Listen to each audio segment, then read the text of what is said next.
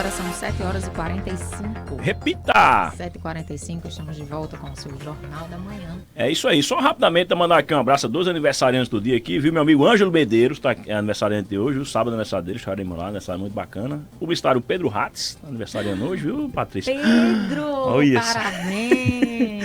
E meu amigo advogado Kennedy Diógenes também aniversário hoje, Marcelo Freire também. Vixe, a turma boa aqui, também, viu? Valeu, Arthur. Parabéns, saúde, felicidade, muita luz, muito sucesso para Pedro, meu querido amigo. A pessoa com quem, assim que eu me formei em publicidade e fui estagiar na 2A, era Pedro, foi o Pedro com quem eu tive contato, viu? Muito bem, então Bruno, vamos lá, 7h46, uma entrevista agora, já está aqui conosco, João Henrique Contador. Bom dia, João, tudo bom? Bom dia, Arthur, prazer enorme estar aqui, bom dia Patrícia, bom dia Fernandinha, Bruno, é um prazer estar aqui novamente no Jornal da Manhã. Bom Maravilha. dia, seja muito bem-vindo, vamos começar aí conversando sobre essas mudanças, né? Vamos começar aqui pelo salário mínimo, pelo novo salário mínimo que já foi implantado e tem uma projeção também para o aumento, não é? E a aprovar a isenção do pagamento de imposto de renda para quem ganha até 5 mil mensais. Isso, nós tivemos essa mudança agora a partir de maio, né? O salário mínimo até em dezembro era de 1.212, depois houve uma mudança para 1.302 e o que geralmente só acontecia em janeiro, nós tivemos uma outra mudança, uma pequena mudança, mas de toda forma é um reajuste que foi agora em maio. O grande problema, né, o governo está dizendo que vai fazer uma mudança para que fique sempre sendo reajustado acima da inflação. Mas o grande problema não é só reajustar acima da inflação, é o valor do salário mínimo. Porque se você for, vou reajustar 2% acima da inflação, isso vai representar pouco mais do que R$25. E o que é que se faz com R$25? Então são mudanças que são positivas, eu acho que a partir do momento que a gente conseguir ter uma elevação do salário mínimo, você consegue ter uma elevação do consumo, né? As pessoas começam a ter um poder de compra maior, mas infelizmente o valor hoje que nós temos é muito distante de uma realidade, né? Vocês dois que são da área também do direito, né? Lá na Constituição fala o que é que o salário mínimo deve atender, né? Todas as demandas de alimentação, saúde, segurança, e a gente sabe que com o valor de 1.320 você consegue fazer muito pouca coisa. É aquele negócio, é pouco para quem ganha, mas é muito para quem paga. Então você podia explicar por que é muito para quem paga o valor e porque cada reajuste também tem um impacto. É interessante, Arthur, essa sua observação, porque hoje a carga de encargos sociais e trabalhistas que existe em cima do salário mínimo é muito elevado. Em alguns casos chega a dobrar. Então, um salário mínimo que você paga ao colaborador, ao trabalhador, 1.320, vai custar o dobro para a empresa, quando coloca INSS, FGTS, benefícios e outras obrigações a mais. Então, infelizmente, existe esse descompasso, realmente. É pouco para quem recebe e acaba ficando muito caro para quem paga. Ainda tem os efeitos da Previdência também, né? Que, sobretudo, para quem ganha o mínimo, né? O piso, todo ano vai ter.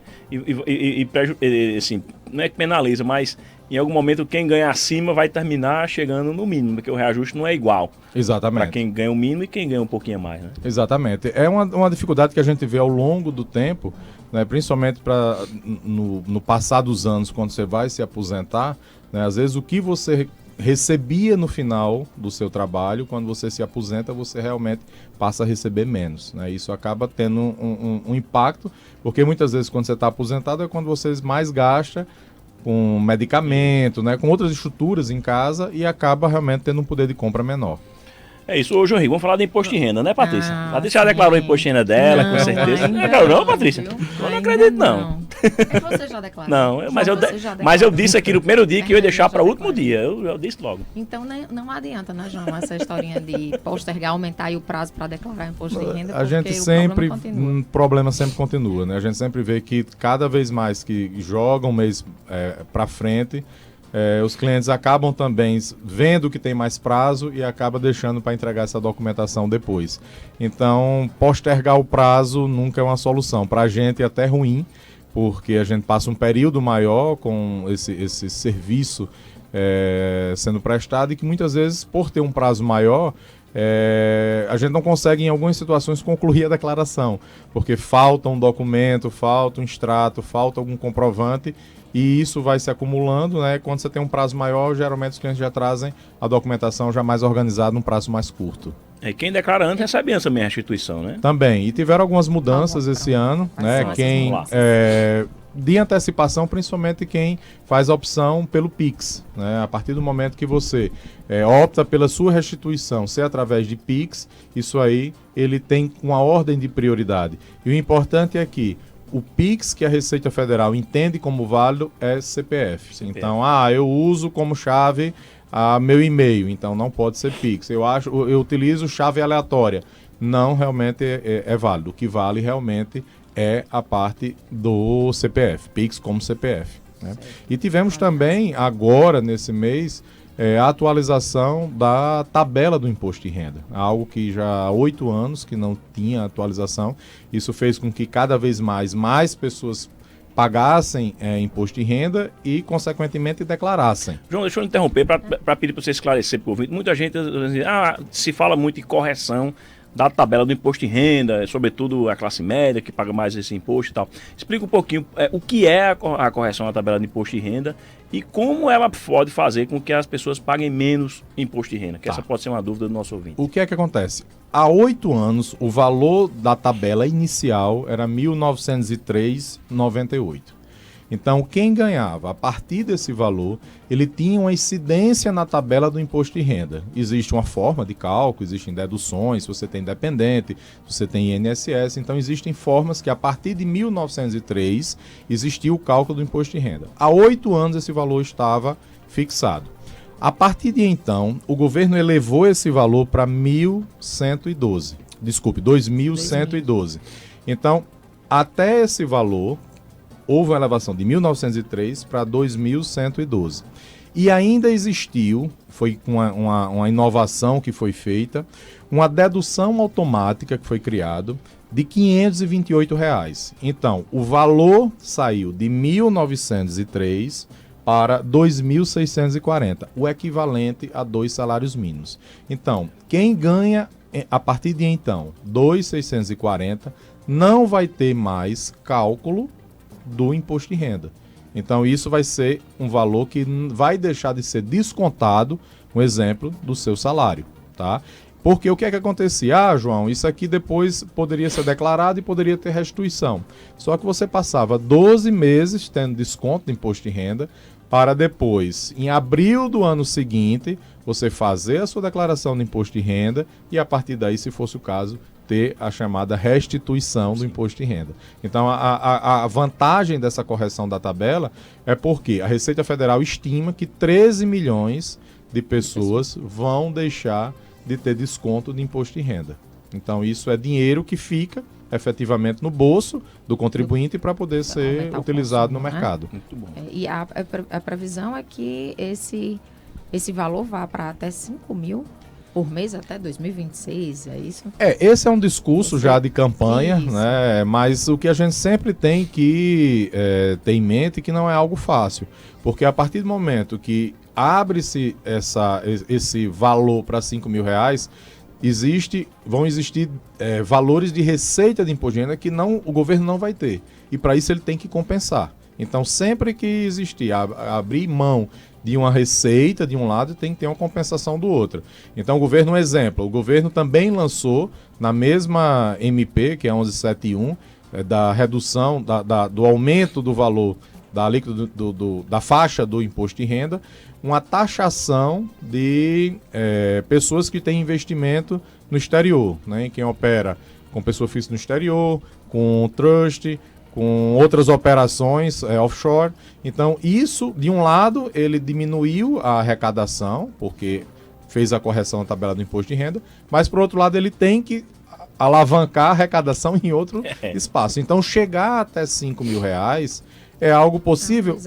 Mas você tem que estar balanceando, né, uma receita que você vai deixar de ter, onde é que isso vai ser compensado. Né, e alguém vai pagar essa conta de alguma forma. Não tenha dúvida, João Henrique. A sua ferramenta de trabalho é a legislação tributária, que não precisa dizer, né, que precisa de um profissional competente com você para que a gente saiba exatamente o que está pagando. Porque é complicado, né? Não é fácil. Entendo do negócio. E a gente tem no radar aí uma reforma tributária. Né? Você está acompanhando essa discussão? Quais são as perspectivas aí de melhorar um pouco esse manicômio? Inclusive hoje houve um estudo Santander que foi divulgado, onde ele estudou 114 empresas, as grandes empresas do Brasil, e apresenta que, ao final, existe um balanceamento de tributação, né? A mudança do que existe dos impostos normais com o IVA, que é o modelo que está sendo proposto. O grande problema é que alguns segmentos eles terão a sua carga elevada, outros segmentos terão a sua carga diminuída. Então, é algo, por exemplo, segmento de... Quais segmentos? Quais segmentos terão essa? Não, isso ainda eu não tenho de bate-pronto para dizer quais são os segmentos que terão o maior impacto. Eu posso até depois a gente marcar e voltar e trazer algo já bem mais estruturado. Mas, um exemplo, o segmento de telecomunicações terá uma redução, né? Já outros segmentos, educação, saúde, dizem que vai ter uma elevação pelo estudo que foi apresentado pelo Santander. Então, isso é algo que numa reforma tributária não tem como todo mundo sair ganhando, porque é algo, a nossa estrutura tributária é extremamente complexa, então alguns segmentos eles irão perder e outros terão um ganho, né? E isso sempre a gente discute e fala para o contribuinte, para quem está escutando, que na verdade quem paga o imposto não é o empresário. O empresário ele transfere para o custo o valor do imposto.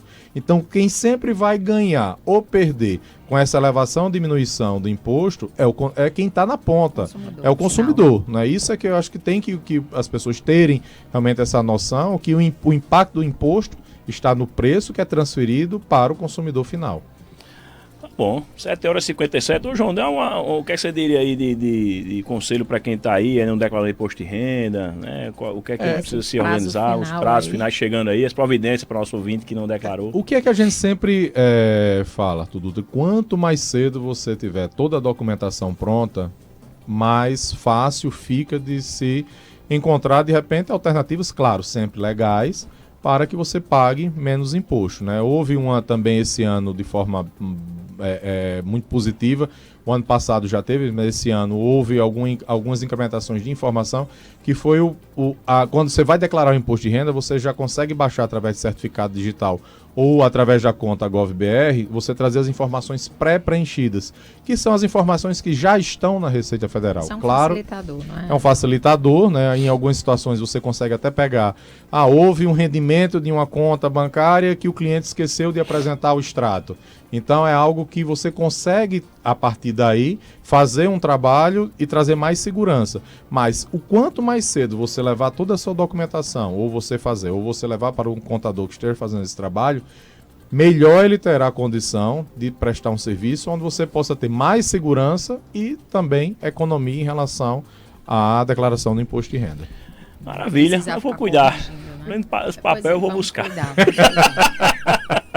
João Henrique, valeu, contador. Obrigado por sua presença aqui no Jornal da Manhã. Eu que agradeço, foi um prazer enorme. Estou sempre à disposição para a gente poder bater um papo aqui com todos os ouvintes. Quando chegar a reforma tributária na pauta, aí a gente conversa mais. Com certeza, será um prazer.